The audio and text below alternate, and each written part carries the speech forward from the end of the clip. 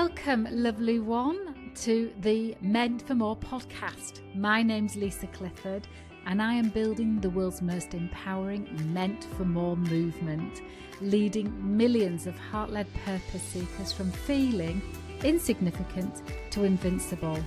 So I truly hope you enjoy this next episode.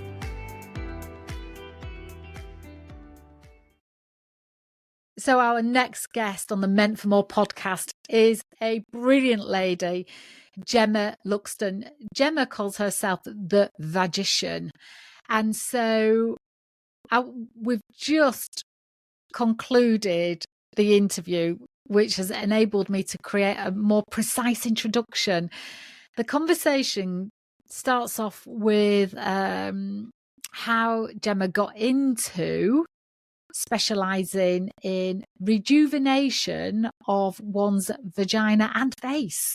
And we go into whether you have vaginal dryness, slightly leaking, leak when you sneeze, whether you pee your pants. Yes, we went there. And what you'll notice in this conversation is just what a wonderful soul Gemma is. She's natural, she's funny, she doesn't take herself too seriously, and yet still holds her authority in what she's saying. She is a lady who's walked her talk, and I think you'll find the conversation fascinating. So I really hope you enjoyed this next episode. So Gemma, let's get stuck in. Thank you so much for being with us today. And can you share a moment, and I know you've got two because we've had a quick chat, but a moment when and you've probably got 100. Yeah, there's probably 100. There's only two real ones, significant ones. So the question is, a moment when you knew you were meant for more, because I like starting with that question, because I know that every single human has that feeling where they know they're not either not showing up in the potential that they could be to offer the world, or that they know that their life is for more meaning. So for you, a moment in your life when you felt you were meant for more, what was that, and what did you go and do? So the one leads into the other. So the first time that I realised I was meant for more was probably when I was about 16 and a half. And I was working in a chip shop, which is lovely, and I enjoyed my time. And I lived in a garrison town, which, if you don't know what a garrison town is, it's where there was an army barracks. And the majority of people there either married a squaddy or got pregnant by a squaddy and stayed, or females, I mean, the guys didn't go get pregnant. Yeah. But, yeah. And stayed in that area. So I didn't want to do that. I had no interest in doing that. And there was another option to leave that area, and that was to go to university. And if you know anything about me, or you find out anything about me, university was not on my cards. That's for sure. So I did what all sensible people would do, and went off to join. No, yeah. I mean, that was the first thing. No, I went off and became a squaddy instead. Yeah. So there was a fourth option. There was, yeah. So technically I didn't become a squaddy. I became an airwoman, which is now called an aviator. I don't know anything about planes really, but went off and joined the Air Force. So that's my first, I don't want to be here. I loved Chepstow. It was lovely, but it wasn't enough for me. And being married or being like with a child at 17, 18, as much as some people it's brilliant for them, for me, I don't even know if I'd have lost the child, to be fair. So as in like lost it in a supermarket or something like that. Oh, I see what you mean. Yeah, there were 4 other ideas I had when you said lost. Yeah. I knew it came in a pub or something out with something today, and I've got my hand back. Oh, crikey. You remind me, actually, sorry for interrupting, but you remind me of a conversation I had with a lady in a changing room one day, and her husband was outside the changing room, and he was in a wheelchair, and she was getting ready and going out and showing him, do you like this outfit? And she said, do you know, once though, I did get home and think, I've forgotten something. I know what it is. It was her husband. She'd left him in John Lewis. That would have been me. That would have been me. At 17 years of age, I would have forgotten that child. So it just wasn't an option, that's for sure. Yeah. I must admit, in my older years, I haven't actually forgotten my children, so I haven't turned out to be that bad. But at that time, it just wasn't. And university, all my teachers had said I was never going to achieve anything, so I was like, oh, well, that's great going. So I got out and I went off and I became an aviator, became a medic in the Air Force. So that was my first, I am ready for more and I need more in my life. And that kind of led on to But let me just ask you this. How did you know aviation? How did you know that that's what you wanted? So I didn't know that that's what I wanted necessarily. I just knew what I didn't want. Yeah. And because I knew what I didn't want, and I've been a lifeguard, I've been doing working in the chip shop, working in a few pubs. I've been doing lots of different things. I'd also been an air cadet, so I was in the background a little bit. I was in the boys' brigade, and then I went and joined the air cadets. I don't do things normally. You'll figure this out. Yeah. And so I'd been on a few camps, and then somebody said that I wouldn't make it. And when somebody tells me I won't make it or I won't be able to achieve something, I tend to go off and do it. So yeah, that's what happened. Off I went and joined the RAF. And how long were you in for?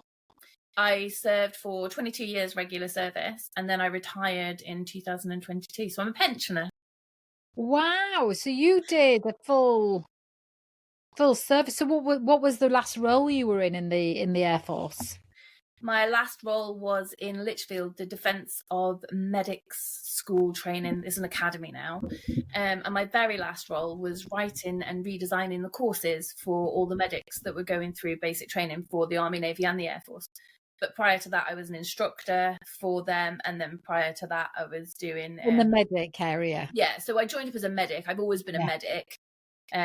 Went from a airwoman medic to an aviator medic to a medical assistant to a medical admin. They've changed our name over the years, but yeah, the long and the short of it is that's what I've been doing, medic stuff. Wow. Yeah. So I just want to ask a question about that before we move on to your next Meant for More moment. What did being in the Air Force, doing what you've just done for that long length of service, give you that blesses your life today? Oh, I mean, I know it's probably not just one thing, but yeah, I was going to say it's probably everything, to be honest with you, which is a terrible answer. But without, I don't call it a mistake, but without moving into that role, without going and becoming in the Air Force, I wouldn't be where I am today. So it gave me everything. Yeah. It definitely taught me a lot about leadership, management, working, teamwork, teaching. Taught me to do a lot of drinking, which is not compulsory, but I made it a bit of a goal. Showed me the world. Everything. It gave me everything, to the stage where I genuinely didn't know, and kind of still don't really, how to do or be anything else. So it brought me on to what will be my second Made for More moment, because I just, when it came to my time served, 22 years is your time served, there's an opportunity to sign on for longer. And unfortunately, we've just been through COVID, we've done a pandemic, loads of things happened in the pandemic, that's for another thing. But well, we've got an episode 2 brewing, and we're only 7 minutes into episode 1. Yeah, sorry, it's a long story, we'll cut it all up. So yeah, I've lost my train of thought now. My time served gave me everything, but when it came to COVID, we worked really hard, but a lot of people weren't in work. And I should have been extended in my career at that stage. I should have been offered an extension of service. And for many different reasons, which I was a little bit bitter about at the time, I'm not going to lie, it didn't happen. So my next Made for More moment was when I didn't know what to do with myself. I knew that at my 22-year point, I was natural wastage, which basically means we don't have to pay you any more money. We don't have to sign you on. We just let you go. Which is quite disheartening. Why wouldn't they want to keep me? Why would you not want all this experience, all this knowledge and everything else? Surely you need me. and all the admin that went along with it didn't happen, basically, is the short crust of it. And I started training to do other things and just become a civilian then. And that's when they then offered me an opportunity for an extension of service. Not guaranteed, but an opportunity. And I thought, no, that's it now. I've already made my new life choices and I'm going to move forward with these, which is a bloody terrible idea, because somebody wants to give you money day in, day out, whether you're at work or not, pay you your pension and everything else. And you turn around and go, no, you're all right, thanks. I don't think I'll bother. What I'll do is I'll just nip myself off, start up a new business, have absolutely no guaranteed income, and just move into this new world of, I don't know if I belong, instead of taking the easy option, which is say, yes, please take me back, give me the money. So yeah, that's... Why did you say it was a terrible idea? At the time, because I have no idea what I'm doing. I've never run a business before. I've never been a civilian before. So from the age of 17, if somebody told me to get up and dress and be somewhere at a certain time, I was there 5 minutes before, because you don't get late. You're 5 minutes before the 5 minutes before. Absolutely. And on time is late. On time, absolutely on time. So what about when everything goes wrong and you've then got to readapt, Like today, didn't have the earbuds working, whatever. But I didn't know how to person, really. And we don't know how to talk to civilians either. They're like different breeds. So when I would say something, people would look at me as if I was like crazy, and I'd have to translate myself into civilian speak. So yeah, it was a terrible idea. I should have just, well, no, that's not true, actually. Terrible is one word. It was a very scary, daunting idea. Of course. Yeah. And it could have been much easier. Well, what I hear and see is life gave you two options. One was known, one was unknown. Yeah. And your future could have looked pretty much like the past, and that would have given you a lot of certainty, but not enough uncertainty. And spot on. Yeah, and what Tony Robbins talks about is we have 4 needs. There's more, but the 4 key needs are love, significance, certainty, and uncertainty. And you were about to go into a world where I don't think love really matters in the army, in the forces, so much as connection and trust is the key. I was married to a pilot in the Air Force, so I've to say congratulations or commiserations. Oh, he's still an amazing man. He was then, and he still is an amazing man. We separated, how old am I now? 25 years ago, 24, 23 years ago. Did you travel with him? Not really, a tiny bit. But what I learned about the forces was that the trust and connection that you have is phenomenal. It's like no other. So as far as Tony Robbins is concerned, so for you, instead of it being love, it would have been the trust and connection that was fulfilled. When it came to it, obviously I've got the love of my wife and my children and everything, but when it came to work, it's the trust. That's exactly what it is. You know that person next to you, or you knew that person next to you was there for you 100%.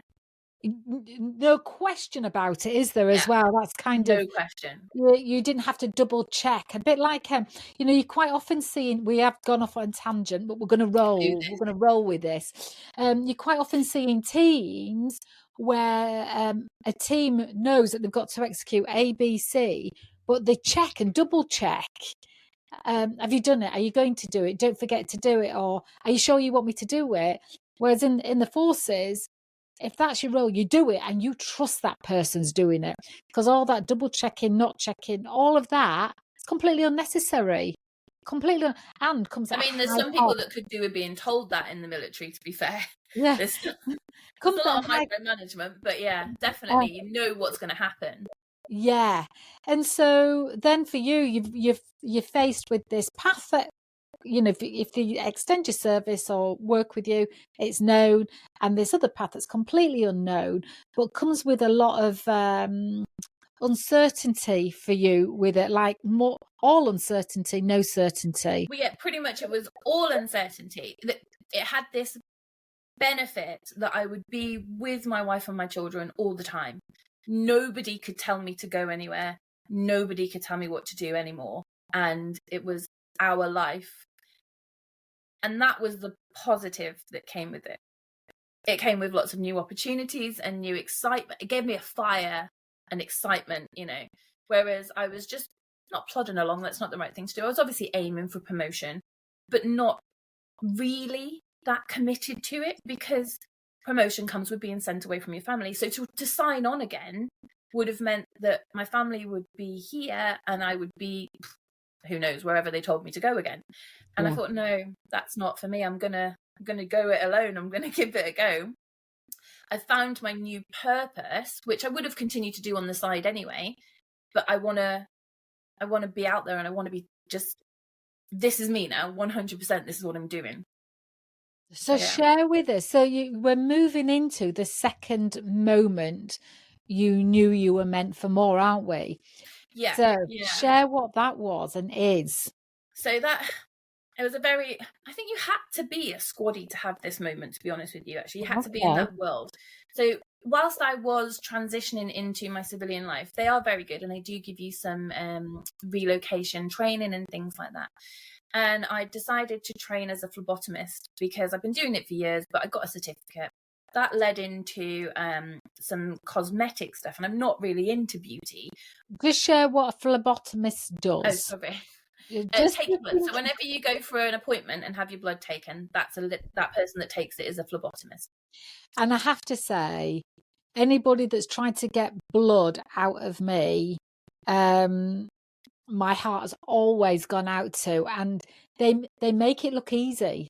And because there are some veins that will not be found, and so it is without a doubt a really definitely skillful, yeah. Anyway, so you carry on. So you trained as a phlebotomist. So yeah, I did the training to get the certificate for the phlebotomy, and at the end of it they said something about collagen induction, and they said, oh, who wants to train in collagen induction? And I was like, so all I know is cam cream and maybe foundation. I don't really know. And anybody that knows me will be like, really, Gemma, how much cam cream did you actually use? You stayed in a hotel. They'll mock me. But I didn't know very much about cosmetics side of it, and found out that it was taking blood, getting rid of it, the dirty parts of it, using the healthy parts, and basically skin boosting using your platelets and your plasma. It blew my mind that this was even a thing, but I thought, well, why not give it a go alongside. So the outcome of that for the receiver, so you take my blood, you take the nasty bits out, the dirty bits, and you put the rest in. What's the benefit? The easy explanation is a platelet sandwich. Yeah, but what do I have as an outcome? So you'll have healthy platelets coming from the inside, healthy platelets coming from the outside, which makes your skin healthier, tighter, gets rid of wrinkles. It just basically sends all the healing to there. So you have a glow about you. You look younger, you feel younger, your skin's healthier. Who doesn't want that? Who doesn't want that? Well, I wanted it. And I've never wanted a cosmetic thing in my life. And I was like, deal me in, sign me up on that. So yeah, I signed up on that. And that's just basically what I was doing, was a bit of phlebotomy whilst my children were at school, and a bit of facial microneedling and platelets and things like that on the side. That was my plan. And then one of my friends, so I'd started this whilst I was transitioning out of the Air Force. And one of my friends just walked in one day and said, can you fix my fanny? And I was like, I don't know what you're talking about. And I use needles and I take your blood. And I was blown away. But I think that's the only time you can do that sort of thing, is when you're in a room with people who you're fully happy and around. That's what I mean by the military side of it. And she'd seen something on, I want to say it was the Kardashians, but I'm not entirely sure. It was on a telly program. If you call it a program, it was on a documentary type thing. And so she'd found something called a vaginal rejuvenation. And when she explained it to me, it blew my mind. The collagen had blown my mind. But, just take a moment for some of us that just share what is a vaginal rejuvenation? I mean, I just feel epic that I can say those two words without getting them Together. wrong. Mm. So from what she explained to me, which is what she'd seen on the telly, it was basically tightening up your vagina so it's not as saggy as it used to be, stops you peeing your pants, and if you want to, you can get the outside done so it looks a bit better. That's how she explained it to me. Right. So I wasn't entirely convinced with this, and I've had stress urinary incontinence since I was very young. So how young have you had that since? Since I was about 14. So my entire career, I've peed my pants at some stage. I peed myself all around the world, actually. What a certificate? What a T-shirt! I know, yeah. I need that on a T-shirt. I've peed in Afghanistan. I might call this. Don't mind. Oh, hello, dog. Don't mind if it's a dog, not a polar bear. It's a sheep. Just it is Lexi, who's 12, and then Lola, who I've only had since July. She looks like a fox, but she's sleeping in the sunshine. And anyway, I might name this podcast, I've peed my pants all around the world. And let me just write it down in case I forget. Okay, do it. I start most of my conversations with "I no longer pee my pants." Well, I noticed on LinkedIn that's your. I try to get it out there quite early so that people can think, "What is wrong with you, woman?" And then they can kind of learn a bit more. And who was I speaking to the other day? I was saying about doing a TEDx or some sort of speaking thing, and I said I might call it "I can keep my knickers dry" or something like that. Now I keep my knickers dry. So I can't remember what I said, but yeah, just something that gets that things different. And see what I think you said. And so when it came to your friend asking you, can you do my vaginal rejuvenation? Yeah, that would have been a classy way to say it, whereas she just says, "Can you fix my fanny?" Yeah. Then what happened? Well, I thought she was mental.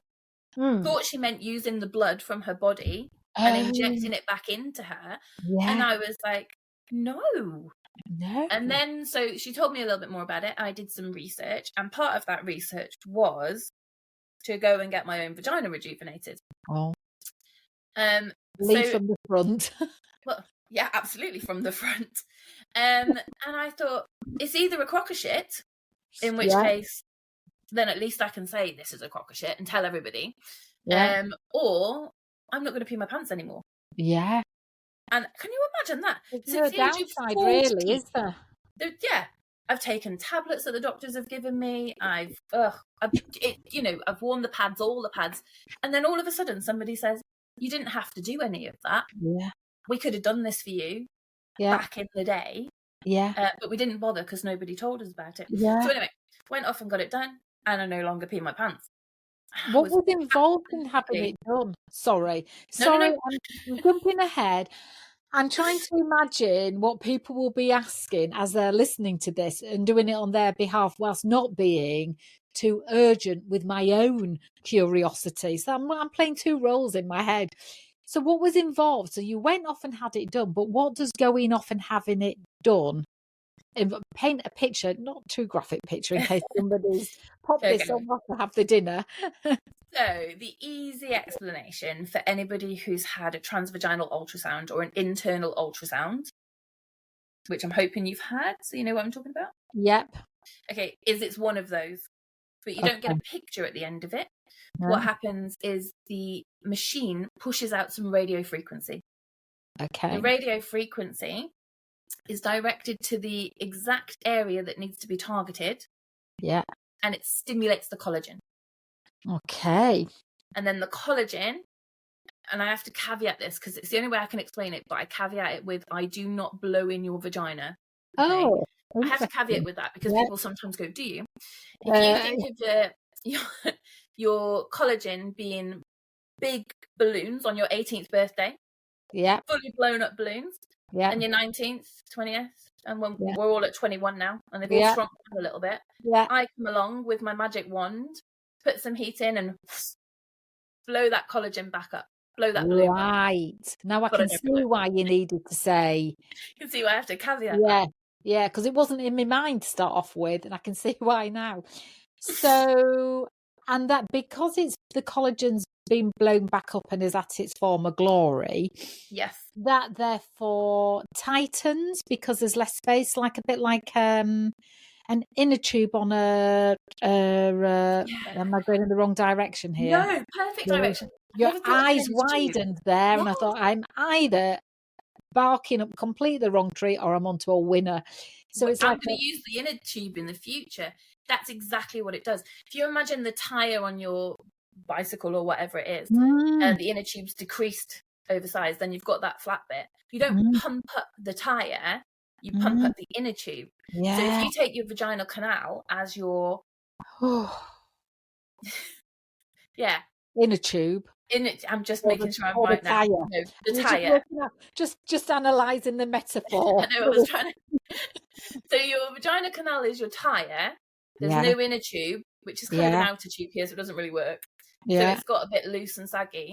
Then you blow up the collagen either side of it, which then is your inner tube pushing it back in. So maybe you've got an inner tube either side of your vagina canal. That's better, isn't it?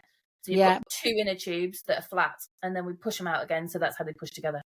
You know, I haven't had children, and I don't pee me pants, and I don't even slightly pee me pants. But you're making me want to have this procedure. Well, this is the thing. You don't have to have had children, and you don't have to pee your pants because you've got collagen in your body everywhere. And regardless of whether you've had children or not, your collagen will be sagging because that's what Mother Nature does for us. I actually renamed Mother Nature Martin Nature because I decided that a woman wouldn't do that to us. But as we get older, whether we like it or not, the elasticity in our skin decreases. Because that's just what happens. So everywhere on your body that you have collagen, all those 18-year-old balloons are deflating and need plumping up. So a lot of people will take collagen supplements, but you need to stimulate that collagen as well. So regardless of whether you have had children or not, the collagen inside your vagina is the same collagen as inside your face. So if you think, oh, my skin's a little bit loose, then your vagina's a little bit loose. Really? And so if your vagina is a little bit loose, what was on your 18th, I'm not presuming that you were having any sort of intercourse on your 18th birthday, but however tight you felt on your 18th birthday, when you were 18. We're narrowing it down to one day. On that day, only that day. No, so when you were younger, that's what your body has the ability to do for you. And then from that day, it's just literally downhill. The collagen's just been decreasing. So if you can plump it back up, you can always get a better sensation, better lubrication, reduce the dryness. Obviously, the pee in your pants is a slight side effect. So when we've blown up the inner tube, the bladder was dipping and we've plumped it up. So that's how it stops the leaking. Do you see what I mean? Yeah. It's like a scaffolding. So there's nothing to do with the bladder, because people say to me, how can you fix my bladder? And I'm like, don't fix your bladder. It's a side effect. I'm really sorry. It's a side effect of having your vagina tightened that you no longer pee your pants. You can either strengthen the columns of the bridge. Strengthen the columns of the... This is probably... Got an inner tube and a bridge now. Yeah, the inner tube bridge. I'm here all week. What day is it? So it's interesting, isn't it, that where the problem is, that's not what you have to fix. It's the support mechanisms around it. And that's the whole body, though, because where the problem is quite often, let's talk about relationships. Let's just talk about generally feeling a bit shitty, feeling a bit mentally drained, feeling like I can't be bothered anymore. Well, actually, a lot of women who no longer want to engage in relationships or no longer want to go out with their friends because they have the issues or they're not confident in their own vagina, and then they get the mental health issues. So by fixing... Really? Yes. How's the two linked? Just talk me through how the two are linked. Is it that people lose a bit of confidence because they're kind of tense? And then that tension has an impact on the nervous system. What's your chain of... There's two different ways. There's the one where so the women that no longer can feel confident in their own ability because they're wearing Tenor Lady or other pads apply, obviously. So then, as one of those women, I wouldn't stand too close to somebody because especially if I had a sneeze or if I had a cold or whatever, because I know that's going to make me leak more. So I would be like, oh God. And I used to play a lot of rugby as well. And I used to really like half time, I would have to go and change and make sure that everything was fresh, because I would feel like I'm in a scrum. So whoever played rugby with me, by the way, you were fine. I did wear pads.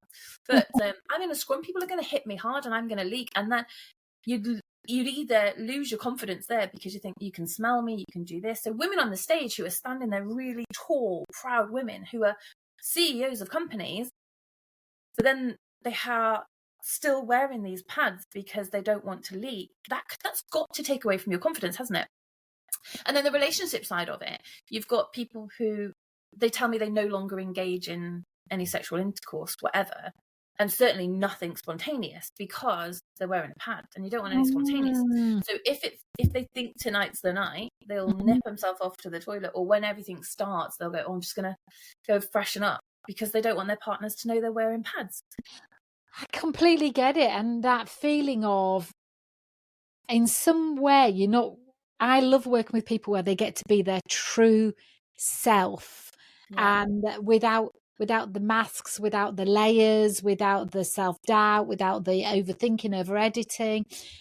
But I'm now thinking, if I was wearing a pad and slightly leaking, I would be not wanting somebody to see that true part of me, because I would feel vulnerable. That's it, yeah. I would feel self-conscious. I would be filtering all the time of, or using the lens of, I know I've just leaked, but does it smell? I can't smell it, but does it smell? Is that smell me? That's just happened? Yeah. Is that smell me? And actually, it's probably another smell, because other smells do exist. And that person's going like that. Are they smelling me? So I'm just putting myself in those pants for a moment. I was going to say shoes, but just putting myself in those pants for a moment. I guess it completely affects the lens that you view the world from, that makes you be less of yourself, wants to create a layer over that then does impact our identity, what we wear, how we stand, where we stand, how we move. Yeah. Say that again. Is there a toilet nearby? Yeah.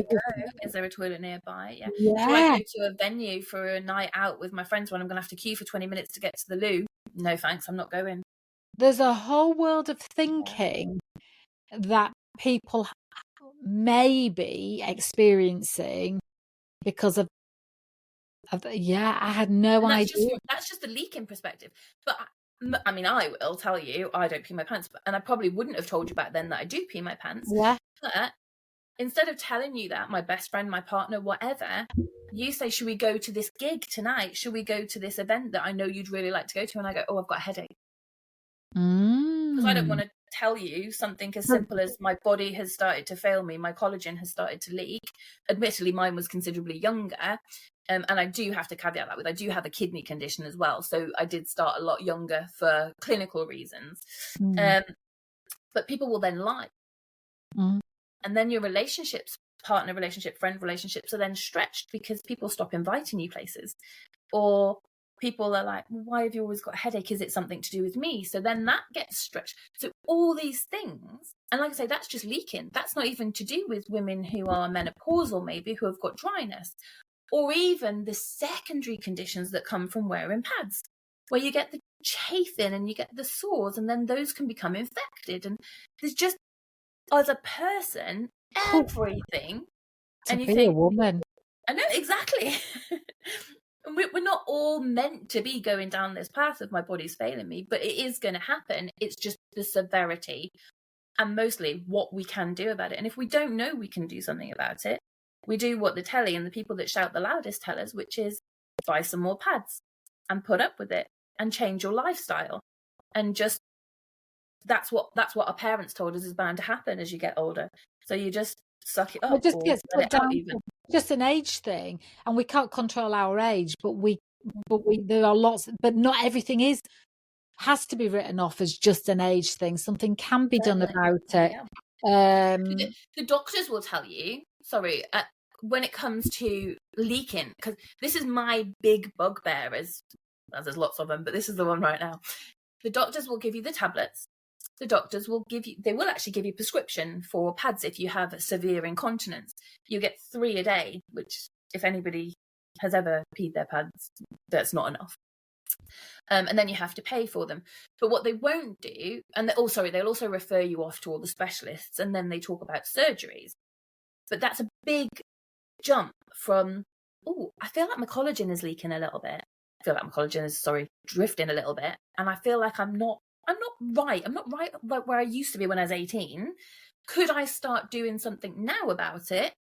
They go from, there you go, a specialist appointment, and we can do a surgery. They don't look at the holistic in between, the pelvic floor, which we can all do, and it's all beneficial. The physio, the pelvic physio that they could be referring you off to, because it's these little steps in between. But actually, are we doing everything we could do to prevent before we end up having to cure? That was a long-winded way of saying it. Sorry. That's good. It's really good. I think also knowing there's that middle ground that you're in, that actually is, I'm guessing, much more accessible than a waiting list and surgery that is a bit. So what happens then? So I'm guessing. So we're up to the part of the story where your friend says, "Can you? Oh yeah, sorry. Can you fix my fanny?" And you thought, what? Then what did you do? So then I had the treatment, and then it blew my mind. That's right. It blew your mind. Yeah. That's what we're up to. Blew my mind that it had worked, because I was genuinely calling, this isn't true. This isn't a thing. Someone's just trying to take your money off you, and I can't tolerate that. And I had the treatment, and then I found somewhere to train me, and I went off and I got trained, and I was like, I can't keep this to myself. This is something that everybody should have available to them, should be accessible on the NHS.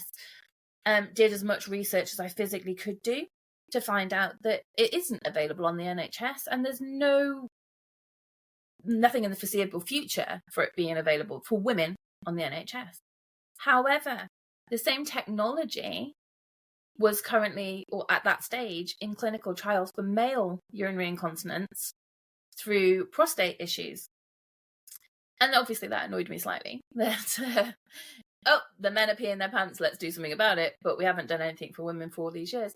And I just sort of made it my next mission in life.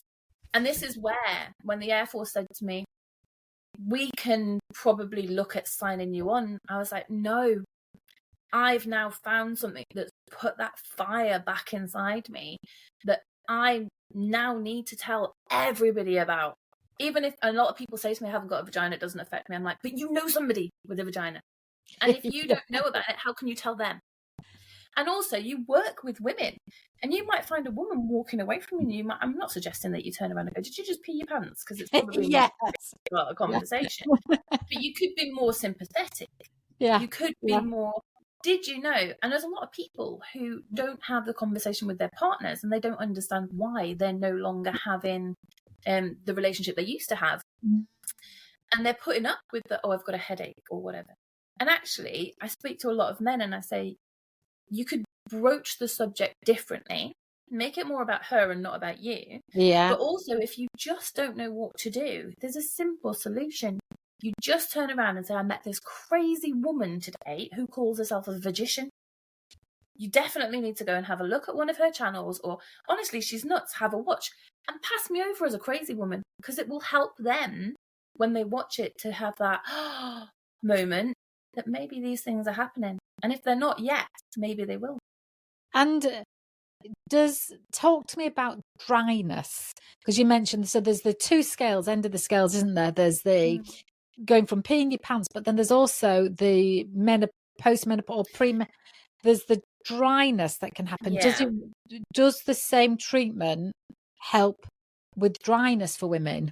Yeah, so it's a bit mental, really, isn't it? That it's like Toys R Us for your vagina, really. Not sure those two things should ever be put in a sentence, but yeah, it's because it's bringing back that collagen and it's plumping up. It's stopping the friction, and it's giving it that buffer. and it's taking it back, so you're then able to self-lubricate again. How does we might need to put some pictures on the screen. How does a loose How does it lose how does a looser vagina cause the create friction? Yeah. So it's where the collagen isn't. So the collagen pushes the walls out, doesn't it? And gives it that springy, so the elasticity. Yeah. But when that elasticity is gone, it's just there and you're rubbing. It's not got the bounce. Right. That Got you. make a bit of sense. And basically it's healthier. And because it's healthier, the same as your skin. So you can have the same treatment. It's not exactly the same machine. No, they use a different one. Probe. Yeah. No, it's the same machine, but it's a different probe. We don't go rolling a vagina on your face. Nothing wrong with that, I don't think. That's not even what I meant. As long as it's your own. Yeah. So yeah, Right. but it's the same We've thing. gone down a path here that both our credibilities will be. But yeah, so this is the same probe. Sorry, it's the same. It was a different probe. Same machine. Same machine. Different probe. Yeah, that you use on your face. I'll do the face because if I get my vagina out, it might be sad. Wrong. But or they'll have to pay more. So it basically gets the machine and it lifts your skin and tightens it. So it causes like a hammock effect. So what it's doing is where this is all a little bit, well, it's not too bad, but I lifted it up because I'm plumping up the collagen. Yeah. So if you think of a surgeon, they take a knife, they cut down to the deep, what they call the smaz layer, which is like all the muscles, and then they lift it. Are we still, what we're talking about now? We're still talking faces or vaginas? Yeah, no, we're still with both. There's a smaz layer in each. You do both. I do both. I do both.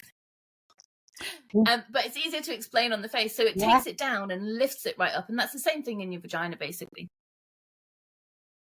I can't stop looking at my face now and thinking about its potential. It does it like your neck and all of these. So basically, wherever you have skin. Yeah. So the vaginal skin is the same as the skin inside your lip, if you want some useless information. So it's like that, bouncy.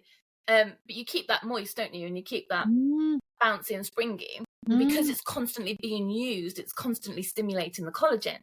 So I'm not saying constantly use your vagina, but keeping on top of it. And so what sort of results have you seen from your, what would you call your people that trust you and visit you? I don't want to call them patients. I don't want to call them clients. It is a tricky, I think I found a lot of friends. Yeah. So it is a horrible word, patient and client. It's just friends and allies, I think, is a better word. What results? So personal results, life-changing for me. Obviously I no longer pee my, and that's not to say that when I'm really sick or if my kidneys aren't working so well, I have some issues, but nowhere near. Nowhere near what I used to have. I have had a woman who couldn't get out of her seat. You know, she's she's probably about 80 years young. And she would sit in an armchair and then she would lean forward and she would leak as she was trying to get out of her seat. And she doesn't do that anymore. She also would wake up in the morning and have a pot by her bed because she knew she wouldn't make it to the toilet. So after our treatment pathway, she doesn't have a pot by her bed. She doesn't wake up in the morning with urgency to rush off to the toilet. She takes herself to the toilet nicely. She actually went to stay with one of her family members because she hasn't stayed with them because their toilet's upstairs. Yes. So again, it's lifestyle, isn't it? Her life, she couldn't spend time with her family because the toilet was upstairs. She wouldn't make it. And now she gets to be with her grandchildren and or her kids. Yeah. That's life-changing. Exactly, life-changing. Another one who was younger, she couldn't go for it. She used to run before her child. And she can't, well, she could still run, but she would leak. So she's now able to run without leaking. She probably won't mind me telling you. In fact, you'll probably be able to find her story somewhere. But she also told me that her sex life had improved dramatically. And she'd had the best orgasm of her life. But she shouts this at me out of a window or in a supermarket or whatever. People do this all the time. They go, "Oh my God, it was the best sex." And I'm like, I'm in the supermarket right now. People are looking at me. And I'm very, because I'm quite quirky and, you know, I'm quite down to earth, and I think a bit of humour is necessary. Yes. So quite often I'll tell them that they're very welcome, even though I wasn't there. I'll say, you're very welcome. Yeah. Yeah. But life changed in that way. Yeah. I did have one lady actually who, sorry, I've gone on a tangent. So she had some trauma in the past, and she wanted the treatment, and I was a bit wary because I'm not. Yeah, I certainly don't want to trigger her. I'm not a counsellor. I'm not. And I did try and get her to go and see somebody else on the counselling side. I said, I'm happy to help in whatever way I can do. But what should be 3 treatments to get you completely done and dusted that's not true, actually, done and dusted, but as best as you can be, took us nearly a year and a half for her before we even first inserted the wand, because she just couldn't deal with it. But she also desperately wanted to have the difference of the results, and she worked so hard, bless her, she really did. And we got there in the end. Not the ideal client, and I don't claim to be anything, client, terrible word, but you know what I mean, I don't claim to be anything special when it comes to that, but it was just a lovely journey that I went on with. That sounds terrible. It was a lovely. I hear you, because in some way I imagine that I'm going to get deep here, but her soul had picked you to help heal the trauma as well as the medical side, if you like. Yeah, the physical side. There was something about you that thought, I can, through this journey, whilst you might not be actively trying to heal her emotional, physical and spiritual trauma part, that you were helping on the physical level, that there was something about you that it's a privilege for me to be able to help, just with the vagina side of it, but in the whole bigger picture, basically. So humbling, actually. So I think I can't even remember what your question was, but it's just what people feel like afterwards is really different for each person. But I've only had one person who didn't have a 100% successful, 99% successful outcome. And that was a lady who was in her later 80s. And realistically, we shouldn't have really done it because the chances of success were very slim. But she was adamant that it was her. I wanted to try it. Exactly. And you've got nothing to lose because it's not dangerous. Yeah. As long as you're compatible, then you've got nothing to lose. So who am I to say no? Obviously, I would make sure that we say, listen, the chances are very slim. But and she did get some benefit from it, just not what we would have liked. And you know, she is probably over the moon with the bit of benefit she's got. It's just, you'll be a perfectionist. You want people to have the perfect outcome that everybody else gets, or as the best outcome possible. And she did get the best for them. She did get the best outcome possible. I would have just liked it to be more for her. That's all. Yeah. So I think her result will have been great for her than living with what she had before, even though it might have been marginal. That's just my take. You're probably right. I usually try to be. So if somebody was thinking, right, they've looked in the mirror and they've thought, oh yeah, I've got some opportunity for some tightening it up. So I'm doing this in my camera. Yes. Well, it's here. Anywhere that there's skin, arms. People love arms and bums and thighs. Eyelids. Slightly different technology for eyelids, but let's just use my face for a moment. Okay. How much difference could I get? So we can see here on my face, not that I want to point out, but I've got some thingy there, a line there, and a bit of sagging there. My face is falling forward a little bit. I am 55. You look very good for it. I have had some Botox, but I haven't had any this year. So what reasonable result could we get if I had the collagen? What? Oh, the blood one? Well, the wand one. Oh, the what? So yeah, you would anything. Well, you would always get a lift and a tightening and a healthier look. Tell That's me for when sure. to stop with the tightening.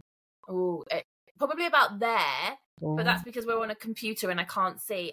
And I would hate to give you false hope because it's person Look at specific. that tiny. So, I think I'm probably moving 0.5 centimetre up.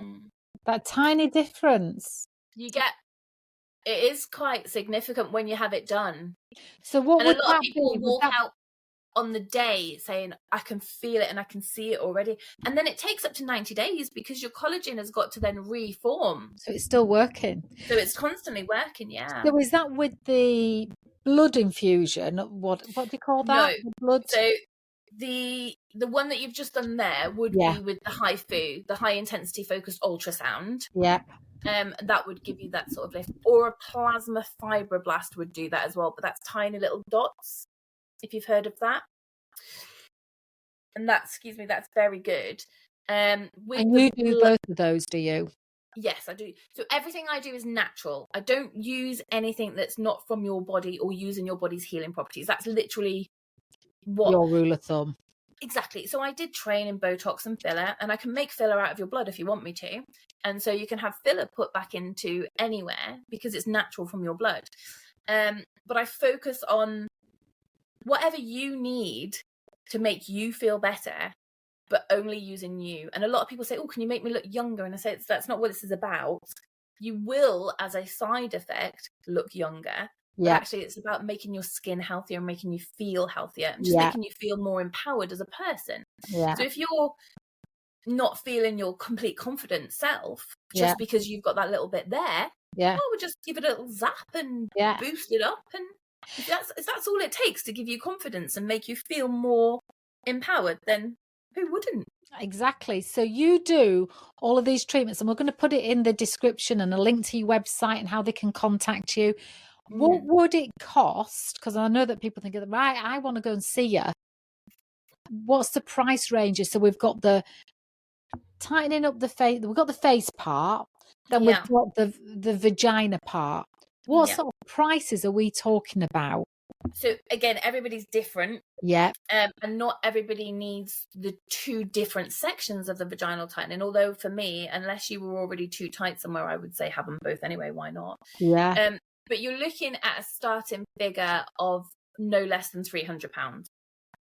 That's good.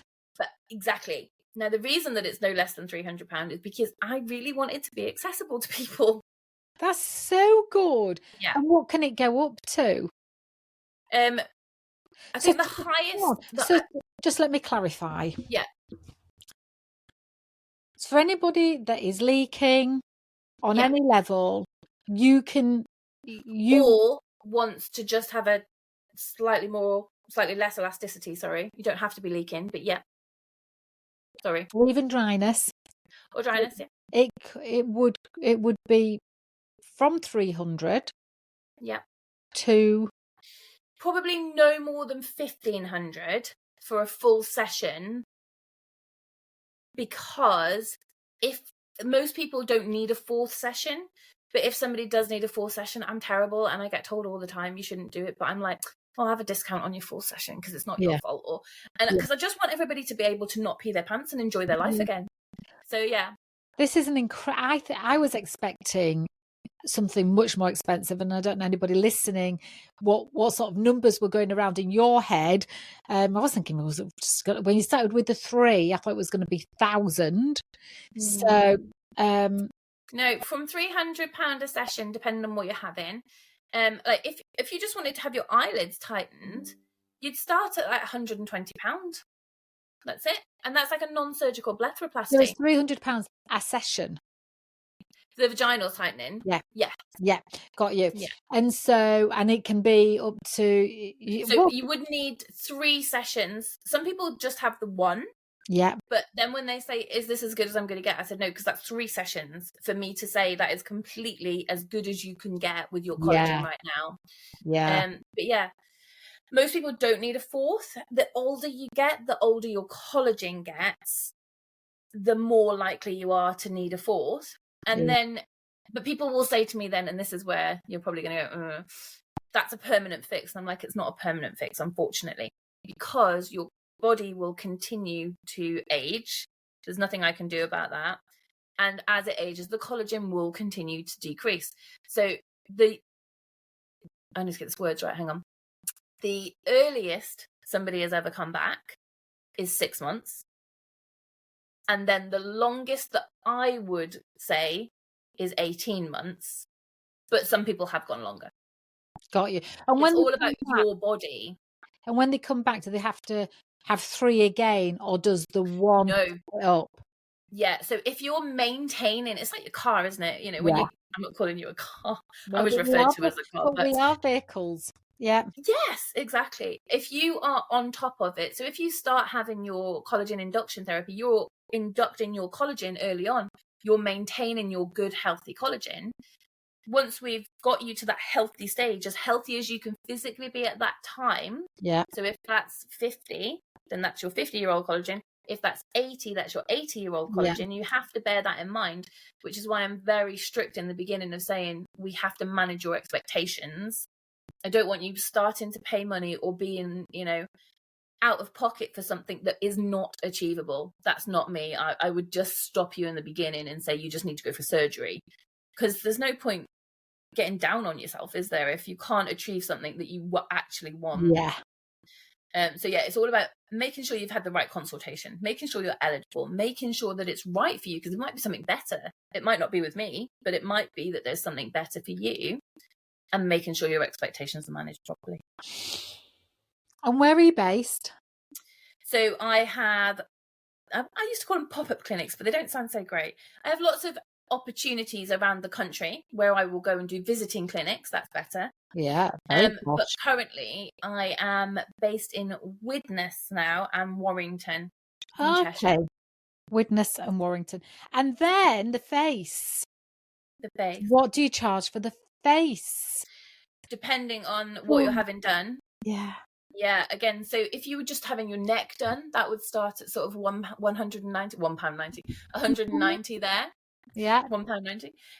But that can go into the 1500s if you want to have all the different sessions. Whereas if you wanted to have the plasma fibroblast, so the people that just want the neck a lifting or a little lift or the eye lift, again, you can start at something as cheap as £120.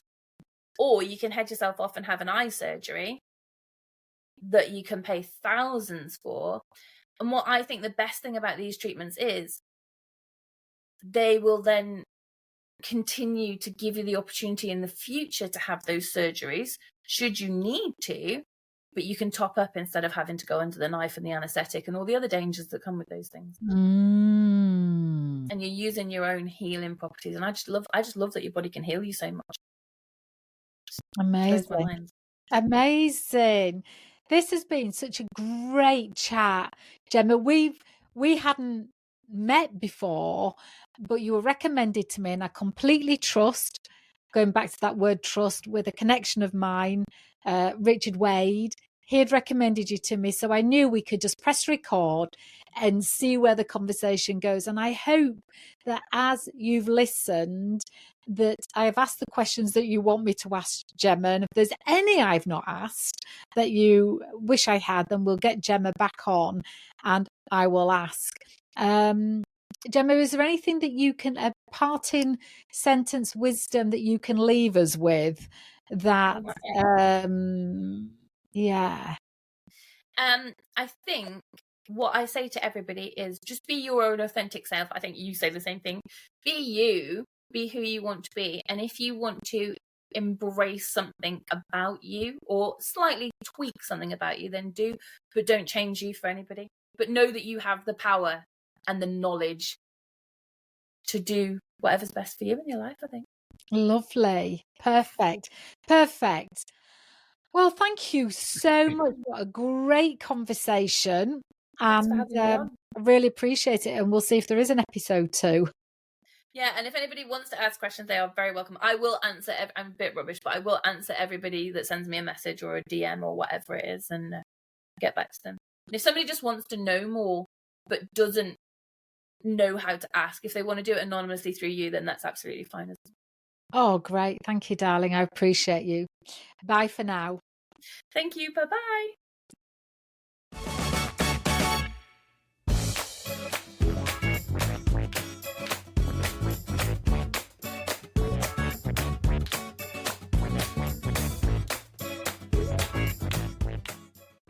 Thank you so much for listening to this episode. If you would like to be involved in the Meant for More movement, then please drop me a line at lisa@lisaclifford.co.uk. Whether that's you're interested in being on the podcast, taking part in any of the trainings, or would just love to know how you can help empower others, then let's have a conversation. Thank you for listening, and we'll connect again very soon.